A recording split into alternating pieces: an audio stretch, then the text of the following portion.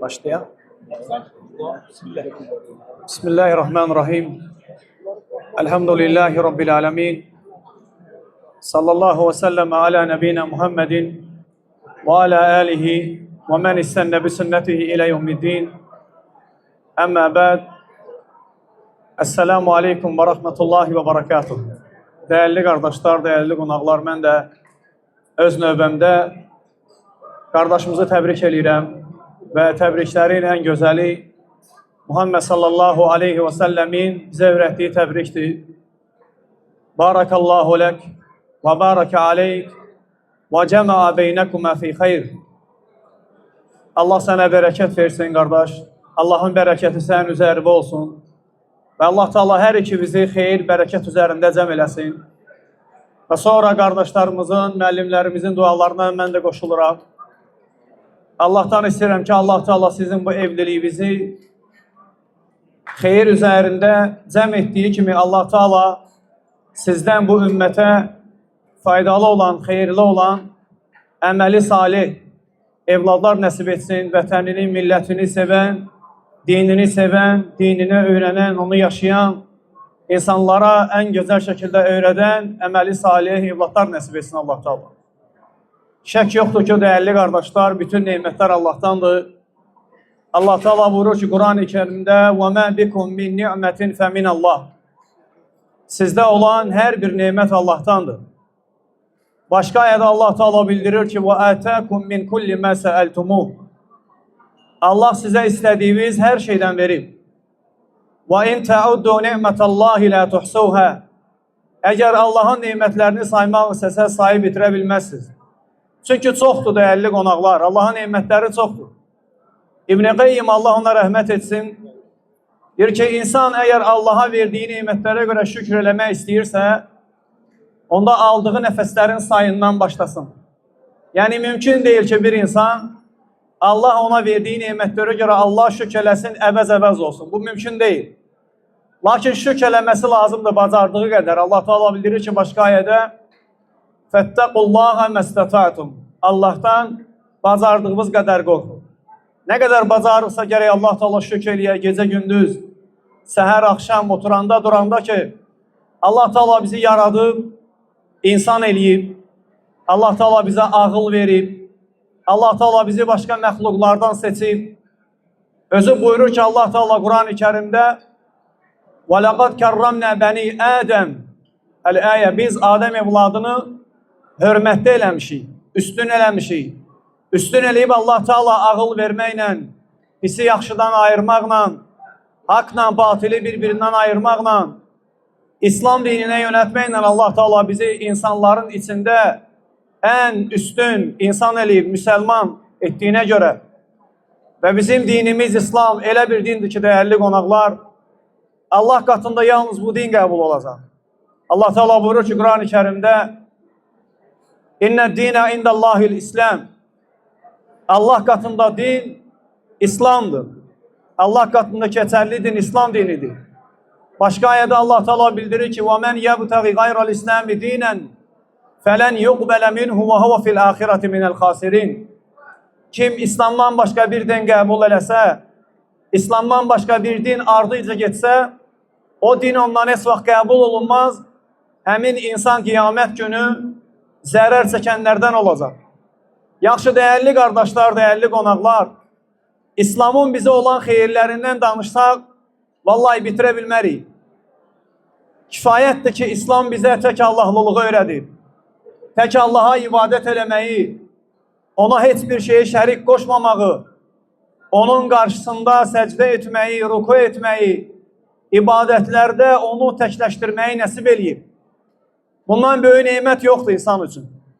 Allahı tanımaq, Allahı qəlbində anmaq, əzalarında anmaq, ona təvəkkül eləmək, ona güvənmək, ona ümid eləmək, Allah ilə rahatlıq tapmaq kimi başqa böyük bir neymət yoxdur. Çünki Allah Teala özü Quran-ı Kerimdə bildirir ki, nə mal, nə mülk qəlbi rahatlaşdırmır. Malı, mülkü çox olan insanların baxırsan ki, əksər halda qəlblərində bir narahatçılıq, bir sıxıntı var. O sıxıntının səbəbi Allahdan uzaq olmalarıdır. Çünki Allah Teala Quran-ı Kərimdə özü bildirir ki: وَمَنْ أَعْرَضَ عَنْ ذِكْرِ فَإِنَّ لَهُ مَعِيشَةً ضَنْكَ Kim mənim zikrimdən üz döndərsə, Allahın ən böyük zikri onun Quran-ı Kərimidir.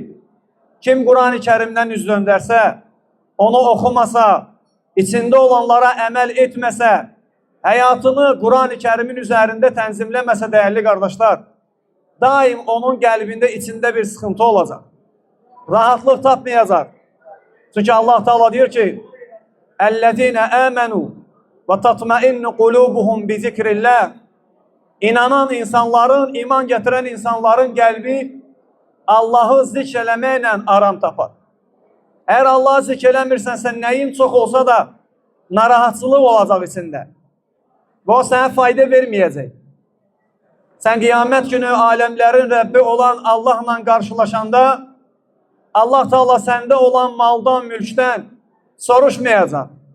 Allah Teala səndən soruşacaq ki, sən dünyada onun zikrini yaşadın yoxsa yox. Ona ibadət elədin, əmirlərin yerinə yetirib qadağalarından çəkindin yoxsa yox. Bu da əsas Allah üçün keçərli. Muhammed sallallahu aleyhi və səlləm hədisdə bildirir ki: "İnna Allaha la yanzuru ila suvarikum və la ila amwalikum." Şübhəsiz ki, Allah sizin mallarınıza və surətlərinizə baxmaz. Niyə baxmaz dəyərli qardaşlar? Çünki ruzunu verən Allahdır. Gücü, qüvvəti, gözəlliyi verən Allahdır. Umumən bütün insanın özünü yaradan Allahdır. Allah Teala bildir, Peyğəmbər sallallahu aleyhi ve sellem bildirir ki: "Velakin yanzur ila qulubikum və a'malikum." Lakin Allah baxar qəlbimizə və qəlbimizdən doğan əməllərə. Əgər insanın qəlbi salamat olmasa, qəlbi Allahın zikri ilə dolmasa, əməlləri də salamat olmayacaq. Ona görə Peyğəmbər sallallahu aleyhi və səlləm bir çox hədislərdə bizə öyrədir ki, insan gərək qəlbini islah eləsin. Qəlbini düzəlsin ki, bütün əzaları düzəlsin. Bütün bədəni islah olsun. Buyurur ki, Muhammed sallallahu aleyhi və səlləm: "Ələ və innə fil cəsədi mudğa." Bilin ki, bədəndə bir ət parçası var. İdə salihət salihəl cəsədu kullu. Əgər o ət parçası salamat olsa, doğru olsa, istiqamət üzərində olsa, bütün əzalar, göz, qulaq, qəlb, əl, ayaq, hər biri salamat olacaq. Yəni, qəlb salamat necə ola bilər? Allaha yönəlməklə, Allaha itaət və ibadətlə salamat olur və əzalar da salamat olur. Məscidə gedən ayaqlar özü gedmir. O tutan əllər özü tutmur, vallahi. Salamat qəlbin istiqaməti də o ayaqları məscidə aparan. Salamat qəlbin içərisində olan imandır. Əlinlə Quran-ı Kərimi sənə tuturan. Salamat qəlbin içərisində olan imandır, gözünü haramdan qoruyan. O salamat qəlbin içərisində olan imandır ki, qulağını haramdan qoruyursan, səni qoruyur. Ona görə dəyərli qardaşlarım, dəyərli qonaqlar, ağsaqqallarımız, vallahi Allah Teala bizə bir dəfə ömür verir. Bu ömür alınsa bir də verilməyəcək. Gəlin hər birimiz, Rəbbimiz bizi nə üçün yaradıb, hansı qayədən ötürü yaradıb, ona baxaq, onun üzərində yaşayaq. Alimlərdən Həsən Əl-Basri, möminlərin əmri İmam Əlinin tələbəsi olub. O bir gün bir nəfəri görür, yaşlı bir adamdır və günahlar içində olur. O da alimdir, Həsən Əl-Basri deyir ki, ey dayı, məyər günahlara son qoymağın vaxtı deyil. O da deyir ki, Allahdan gəlmişik, Allaha da qaydacıyıq. Yəni Bəqərə surəsində İnnə lillahi və innə ileyhi raciun ayəsini gətirir. Ayənin mənasını özü bilmir. Lakin qarşısında olan alim de o bilir. Deyir ki, ey dayı, sən bilirsənmi bu ayənin mənası nədir? Allah bu ayədə hansı mənanı qəsd eləyir? Deyir ki, bilmirəm, sən izah elə. Deyir, bu ayənin mənası odur ki, Allahdan gəlmişik Allaha ibadət etmək üçün, Allah üçün yaşamaq üçün. Allaha qaydacağıq. Elədiyimiz əməllərdən soruşulmaq üçün Allah bizi hesabat eləyəcək. Çünki Allah Teala bildirir ki, يَوْمَ يَقُومُ النَّاسُ لِرَبِّ الْعَالَمِينَ O gün bütün insanlar aləmlərin Rəbbi olan Allahın huzurunda dayanacaqlar. Lakin dayanandan sonra nələr olacaq dəyərli qardaşlar? Sorğu, sual, hesabat. Peyğəmbər sallallahu aleyhi ve sellem özü izah edir ki, Allah dindirəndə qullarını necə dindirəcək? مَا مِنْكُمْ مِنْ أَحَدٍ إِلَّا وَسَيُكَلِّمُهُ رَبُّهُ لَيْسَ بَيْنَهُ وَبَيْنَهُ تُرْجُمَانٍ Sizdən elə biri yoxdur ki, Allah onu heç bir tərcüməsisiz, yəni Allah və sən, Allahla sənin aranda heç kim olmayacaq. Ola bilər bu dünyada nələrinsə, kimlərinsə var, lakin Allahla sənin aranda heç kim olmayacaq. Allah səni dindirəcək və sənə suallar verəcək. Mənim üçün yaşadın, yoxsa öz nəfsin üçün yaşadın? Həmin kişi deyir ki, yaxşı, bəs məlhi ilə çıxış yolu nədədir? Həsən Əl-Basri gözəl söz deyir, buyurur ki, 60 ildən sonraki həyatını elə yaşa ki, 60 ildən əvvəlkin də Allah Teala bağışlasın o səbəbdən. 60 ildən sonraki həyatını elə yaşama ki, 60 ildən əvvəlki də onun üzərinə gəlsin. Yəni həyatın başından axırına qədər günahlar içində qərq olub dünyavı dəyişmə. Çalış tövbə elə, Allaha qayıt, Allahın yolunu tut. Necə qardaş qeyd elədim, azanları eşidirsən. İnsanların bəziləri azan eşidəndə namaz qılan insanlara deyir ki, qardaş, azan verildi, ged məscidə. Sən namaz qılansan, ged məscidə.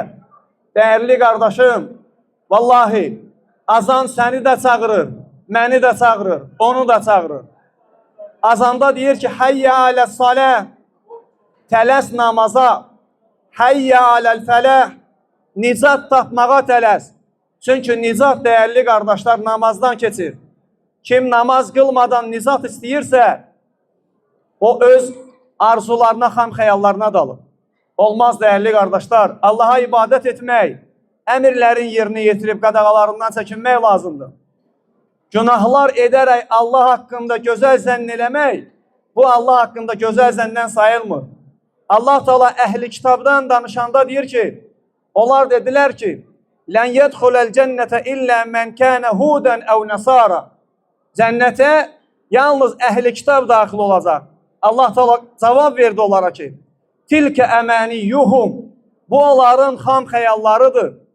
Qul hətu burhanakum in kuntum sadiqin. Əgər doğru deyirsinizsə ki, cənnətə siz daxil olacaqsınız, onda dəlillərinizi gətirin. Sən cənnətə daxil olmaq üçün Allahın əmirlərin yerini yetirib qadağalarından çəkinməlisən. Yəni, Allah səndən necə istəyib, elə yaşamalısan həyatını. Mən son olaraq Allahdan istəyirəm ki, Allah Teala bizim hər birimizə öz kəlməsinin, la ilahə illallahın üzərində yaşamağı nəsib etsin. Allah Teala bizi bu məclisdə cəm etdiyi kimi öz geniş cənnətində də salihlərin, peyğəmbərlərin ətrafında cəm eləsin. Allah Teala bizi öz camalına tamaşa etməkdən məhrum etməsin. Allahdan istəyirəm ki, Allah Teala bu məclisin əvvəlini xeyir etdiyi kimi onların sonunu da xeyir etsin.